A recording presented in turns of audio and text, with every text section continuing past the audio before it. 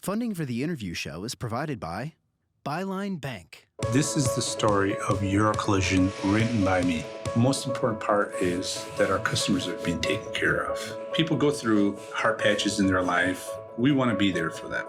Everybody has a story. Byline Bank helps you write yours. So I usually don't say this, but we are filming the show. It's airing when Bug at Steppenwolf is just getting going, but we're filming it when rehearsals are just getting going. Mm-hmm. And so I, as a non-actor, want to start with, tell me about the beginning of the rehearsal process, if it's the same for every play, and especially for a play that's this intense. Mm-hmm. Like, how do you ramp up into that? Oh gosh, I don't know. I feel we're still blocking it, and we've been rehearsing for a couple of weeks. I don't even know what that means. Right, okay, so really brass tacks. Okay, yeah.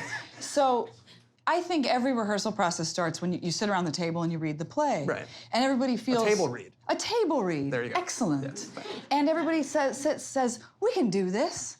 We can do this. And then you get on your feet after a few days and you start to muck around. It's the first scene. You're like, okay, all right, we can do this. Yeah. And then right around the end of the first week, you try to run through some of it and you say, well, we should quit. Yeah. Why are we doing this? Does that ever happen? happen? No one should ever do this. Does that ever happen? It happened to me just last week. That you actually quit? You're not doing the play anymore? Well, I try to convince everyone every night. I keep saying, if we all walk out at the same time, there's nothing they can do. There's nothing. If I just take everybody with me, they can't. What are they going to do? Yeah, David Cromer would figure something out. Well, he would quit too. Yeah. Yeah, I'm very enrolling. So David, the director of the play, yes, was on the show years ago, and he told me something that I've never forgotten and still don't kind of ignore, which is he said, plot doesn't matter. That explains a lot about our process. David's here, I'm just kidding. Yeah, but so anyways, the plot of Bug. Yes. It takes place in a motel room in Oklahoma. Yes. You play Agnes. Agnes is a 40-year-old divorcee. 44. 44, right, it's exact. I'm 38, but yeah, thanks. What do you do for that? Do you gray hair? Do you yes. Do you worry more than normal? You just hunch over more. Yeah. Osteoporosis I'm 46, is a choice I'm making right now. Yeah. I'm a little worried about you, frankly, yeah. And so she's a waitress, she's a divorcee whose husband is in prison, and she's worried that he's gonna come out of prison and find her. Right. She's addicted to freebasing cocaine. She enjoys it. Right, fine. It's a hobby. Yeah. Yeah. There's a fine line, right? Yeah. She's she's haunted by some things. Correct. Things have happened to her. That's right. And then a guy comes into her motel room and life, and at first provides solace. Yeah, absolutely. And then things get hairier. I think you should do it. I'd quit. You seem to really get it. I think maybe. Well, here's my question. Why do you think the play, when it was first put on in 1996, had such an electric reaction, and why in 2019 are we still doing it? What is it about? Well, it's fundamentally a love story. Okay. It's a love story about two unlikely partners. Something we all, I think, still hope for, either in our own lives or for the people that we love. And it's about loneliness. And I believe that even though the play was written in 1996, that what's happened with technology, how it's overtaken us, has actually isolated us even more. And I think that's why you see the pernicious impact of fake news. Yeah. And the way that people are able to see whatever they want to see in whatever they're consuming. And I think Tracy was really... the playwright. The playwright. And your husband. My husband. Yeah. That's not why I got the job. Right. But I'm actually really good at it. Well, we'll see. Gomer's like, no, she's not. I'm not gonna say anything. That's a danger zone for the interview. You're right, you're right. That's good. You've learned a lot. Yeah. I think it's shockingly relevant right now, and I think the play is actually still shocking. Well, Peter thinks he's being followed. He thinks he's being followed by machines. Yes, and we are being followed by machines. He's right. David made the point today that eventually we're going to get so sick of our phones being inconvenient. Like I dropped it in the toilet, I have to pick it up. It's like, well, we could just implant it right here. Yeah. You know? Yeah. When you're playing a role that's so fraught with anxiety and paranoia, how does it not seep into your walking life, your everyday life? See, I've always been of the mind that actors are really healthy because we get to. That's not what I've heard, though. Well, there are some bad examples. They're the ones that get all the press. Yeah, yeah. The really normal, well-adjusted ones don't get a lot of press. Yeah. So we are invited to smash things and yell and roll around on the ground and kiss people. Yeah. And I think it's really healthy ultimately. You get it out of your system. I think so. I think there's something to that. And frankly, I used to have a process. I used to prepare for roles and think about them a lot and had a lot of tools. And now I have a toddler. And now I'm just like, okay, I hope I know some of this. Yeah. And you don't, I can't bring it home. I can't afford to bring it home with me. Well, let's talk about that. You sent out a tweet not too long ago at the turn of the decade, at the turn of the year, turn of the decade. Oh, yeah. In which you said, look, this was a really monumental decade for me, and it Truly. started at the beginning in 2010 when you were cast in Who's Afraid of Virginia Woolf, which is where I believe you met Yes. Tracy. That's correct. And it also was it catapulted you into roles on TV. You That's went right. to New York. Yep, I wouldn't have had a TV film career without that. Did play. you, at what point, when you got the part, first few weeks in, not that you knew you were going to marry Tracy or you're going to get the part in Leftovers I knew or anything that. like that. Right. Did you? When did you know? Like, when did you know that this was a significant thing that had happened to Well, you? look, I mean, I'd been auditioning at Steppenwolf for years, a few years, and I had been championed by Erica Daniels was the casting director, and she'd actually been my judge at this thing called the URDA auditions, which is where you audition for a bunch of graduate schools. So she knew about me when I got to the city. I'd been doing Shakespeare in Wisconsin. James Bonin at Remy Bumpo gave me my first job in Chicago. And so Erica had been calling me in pretty regularly at Steppenwolf, and I'd been called back for a few things, but hadn't quite found the right part. And I knew when I started working on Honey, I just didn't want anybody else to do it. Yeah. And because I'd had a good track record there, it just happened that it was the right, it was just the right thing at the right time. And I knew it was important, but only important for me in Chicago, in that I was finally on the main stage at Steppenwolf. I was working with these extraordinary actors. I had a great director. I had a great play. I had a part that was well suited for me. And that was it. The producers who took us to Broadway didn't come till our last weekend in Washington, D.C. Is that right? So we didn't know we were going to go. Yeah. And then we didn't go to Broadway for 18 months. So I then kind of worked my way back through the storefront system in Chicago. And then, the fact that it was a critical success in New York, but nobody saw it. What do you mean nobody saw it? Nobody. Whoever saw it voted for Tracy for the Tony. Like, Yeah. like the So 300 somebody people who saw saw it, it. somebody important But saw it. the Hurricane Sandy happened right the weekend after we opened, and we just tanked. And then Bette Midler came in and was like, "Get out of here." We were like, "Oh, okay." Midler see ya." kicked you out? She did.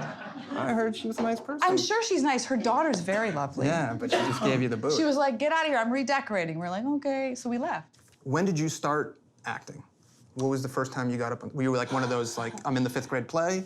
I grew up in a family with 5 kids and 2 working In parents. Ohio, right? In Ohio, in the Northeast Ohio. A great place to be from and a very nice place to leave. And my whole family is there. I've got 3 grandparents in their 90s. All my siblings are there.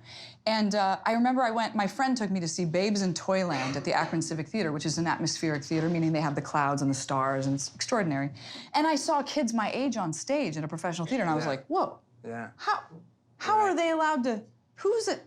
So I went home and I looked up the Weather Vane Theater in our little community paper, and they were having auditions. And I went to my mom, I was like, do you think maybe I can? She was like, no. She doesn't remember that, by the way. No. She remembers saying She didn't yes. like to drive us anywhere. Absolutely. So yeah, she's like, I never would have prevented you. Yeah. I was a free babysitter, so. Yeah. So I didn't actually start theater then until high school. I was waiting for soccer practice to start my senior year. You played soccer in college. I did. Yeah. I played soccer and ran track for a couple of years. I was an athlete, big jock. And so I was waiting for soccer practice to start, and I auditioned for the school play. It was Our Town. And so I played Emily in a terrible production, because they always are terrible in high school. Yeah. But I knew that her speech Our Town was can really go on extraordinary. forever, too. Well, it can. Any high school production really goes on too long. And but I knew there was something important about the speech. I knew that I had some power, and I was a middle child. Nobody was paying any attention to me. Yeah. And I was like, oh, attention? I didn't even know I was missing this. And so, and then I didn't do another play until college, and it was the same kind of thing. I was an English major, they posted auditions, it was not soccer season. I got a lead play in the Shakespeare play my freshman year. Yeah.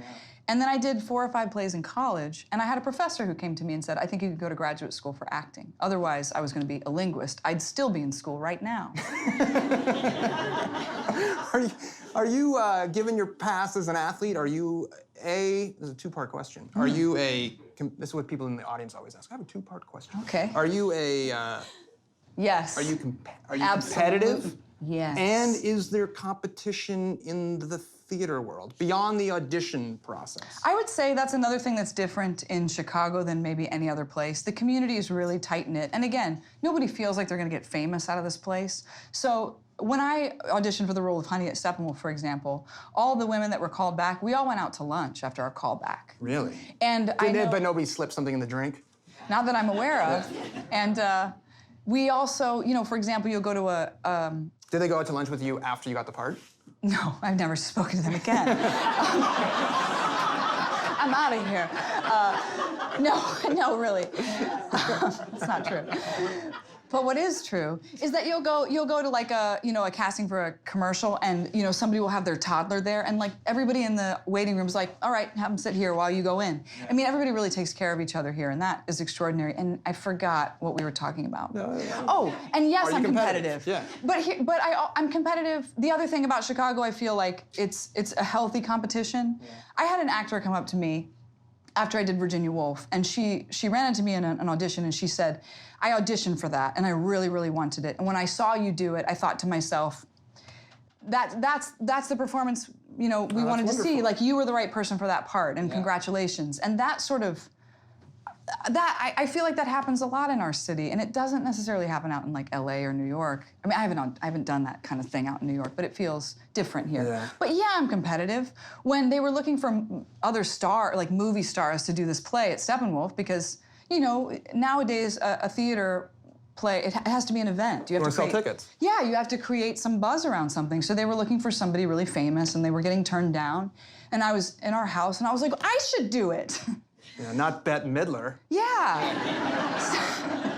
And Tracy was like, you're not old enough to do it. And I was like, I'm old enough. And then as soon as I was just like, that was the stupidest thing I've ever said. I know I'm in rehearsal, I'm like, what a terrible idea. What a dumb thing to do. I shouldn't have said that. What's your favorite? Do you have a favorite role? I mean, let's talk, it could be theater or TV or movies. Like a favorite role that I've played? Yeah, or just any role in the history of art. It's pretty broad. It's pretty broad, Mark. Do you want to narrow that down? Sure. Roles that you played on HBO between 2014 and 2017. Well, funny you should mention it. Yeah. Well, I will say that The Leftovers, it was my first television show. I don't know that I'll ever have a role like that ever again. It's really unusual. It was kind of an extraordinary part. It asked a lot of me in a way that a lot of women's roles don't. They don't require all of you. I mean, there was fighting and yelling and breaking things and rolling down hills and mud and guns, and it was really special. Yeah. And it was my first one, so it was special for that reason too. In some ways, it really launched my career. That show opened a lot of doors for me. Doing Leftovers is what got me Fargo. You don't get Fargo if you don't do Leftovers. Yeah, and it seemed like there was a moment where now you have a toddler, you can't do it as much, but you must have been working nonstop. I have been working, yeah. I've been working really, this decade has been a decade of working, which is, for an actor, that means success. Yeah, that's what you want to do. And now I've reached a place where I get to say no to things, which is the only power you have, really. Yeah. And so now, because I'm competitive, I'll only do things that are really, really hard or really easy. Well, let's talk about, okay, last question then. Where does the upcoming Ghostbusters fit in? Hard or easy? Oh. Yeah. And this is something you're not supposed to do as an interviewer, but can you give me an anecdote that involves the old people are in it? Or you're not supposed to talk about it? Say that, come on, it's on IMDb. Is it? Yeah, Bill Murray's in it. And, is he? Yeah, Ernie Hudson's in it. Well, he may or may not have sung a funeral dirge at lunch on his birthday with a bagpiper. Is that good? I won't tell anyone. Okay. Yeah, Carrie Coon.